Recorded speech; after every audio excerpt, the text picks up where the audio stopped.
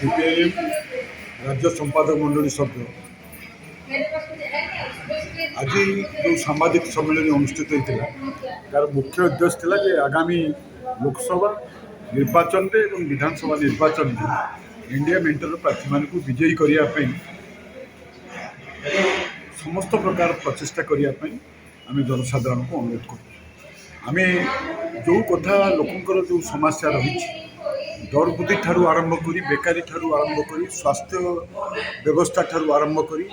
राष्ट्रायत्त उद्योग को जो बिक्री कर देछि सरकार से विषय रे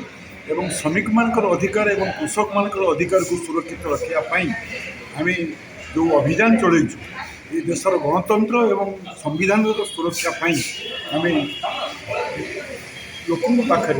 निवेदन करने को चाहूँ कि मोदी सरकार लोक मान जो भाव में प्रवंचित कर जो भाव में ठकी ता विरुद्ध में जनसाधारण के सचेतन एवं ता विरुद्ध में देशर ऐक्य एवं सहमति की रक्षा करने एवं संविधान को रक्षा करने लोकंर अधिकार को रक्षा करने ये निर्वाचन हूँ एक बड़ ऐतिहासिक घटना। ये ऐतिहासिक घटना